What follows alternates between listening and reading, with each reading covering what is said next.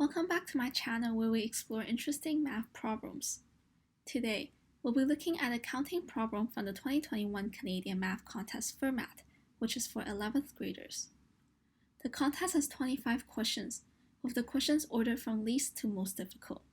The question that we'll be looking at today is question 25, making it likely the hardest question on this contest. So the question reads, let n be the number of triples x, y, z of positive integers such that x is less than y is less than z, and x, y, z equals 2 squared multiplied by 3 squared multiplied by 5 squared multiplied by 7 squared multiplied by 11 squared multiplied by 13 squared multiplied by 17 squared and multiplied by 19 squared. When n is divided by 100, the remainder is a 28, b 88, C 8, D 68, and E 48. So let's first examine the number of different x, y, z triples that could be multiplied together to produce this giant number, ignoring the condition that x is less than y is less than z. Since all 8 prime factors are squared, let's take a look at 2 squared first. Because we have x, y, and z, there's 3 spots. So how many ways can we distribute 2 2's in 3 spots? Well, we can do it like this, this, this, this, this, or this way. So we have a grand total of 6 different ways to distribute 2 2's in 3 different spots.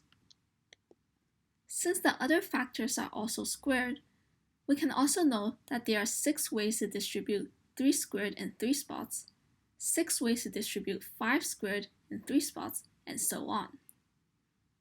And since how we distribute each prime factor and its square is independent of each other, we can multiply the possibilities together. So 6 possibilities for this, multiplied by 6 possibilities for this, multiplied by 6 possibilities for this, and so on, for a total of 8 times. This amounts to a total of 6 to the 8th power number of x, y, z triples that would satisfy this equation without any constraints for x, y, and z. Now let's take a step back and examine the given condition.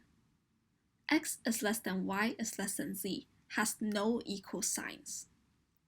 This means that x can equal y can equal z, and z can equal x. So we have to subtract the number of ways in which these equivalences can exist from 6 to the 8th power, since this includes all possibilities of x, y, and z, and may include instances in which x equals y, or y equals z, or z equals x. So let the number of triples where x equals y equals z, or z equals x be A. Then n, the total number of triples for x, y, z that satisfies all given constraints, including this one, would be the total permutation, 6 to the 8th power, minus a, the number of ways in which these equivalences can exist, and then divide by 3 factorial. We divide by the 3 factorial because this total of permutations without the equivalences doesn't follow the given constraints for x, y, and z. And since we've already subtracted the equivalencies, the remaining possible x, y, and z in this 6 to the 8th power minus a would have triples with a smallest number, a middle number, and a biggest number without any equivalences. There are 3 factorial ways to arrange 3 different numbers in 3 different spots. And since only one of them is the correct sequence that satisfies this constraint for x, y, and z, we divide by 3 factorial. Now, we need to find what a is. Since it can be x equals y equals z, or z equals x, let's work through this by casework. Let's take the case where x is equal to y. Notice how each prime number conveniently has a square, which means that for whatever combination of x equals y, they would each have exactly one copy of the same prime numbers. So for example, if x has a factor of 2, then y would also have 2 in its factor. If x has factors 2 and 7, then y would have the second copy of 2 and 7. But to calculate this in a systematic way we can think about the number of factors that they can share. So starting with 0 factors, this would mean that both is equal to 1, which can happen in 8 choose 0 ways, since we are choosing 0 prime numbers from these 8 different primes. Next, if they share 1 prime number, this can happen in 8 choose 1 ways, since there are 8 different prime numbers to choose 1 from. Continuing on, if they share exactly 2 prime factors, this can happen in 8 choose 2 ways, since there are 8 different prime factors to choose 2 from. And this continues on with choosing 3 prime factors, choosing 4 prime factors, 5 prime factors, 6 prime factors, 7 prime factors, and lastly, all 8 prime factors.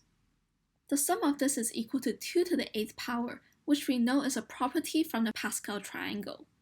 As I won't explain this, I've attached a link in the video descriptions to explain why for those who are interested.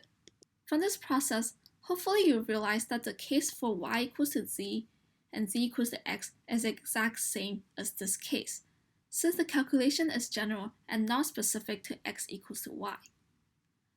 So for the case where y equals to z and z equals to x, the number of possibilities will also be 2 to the 8th power.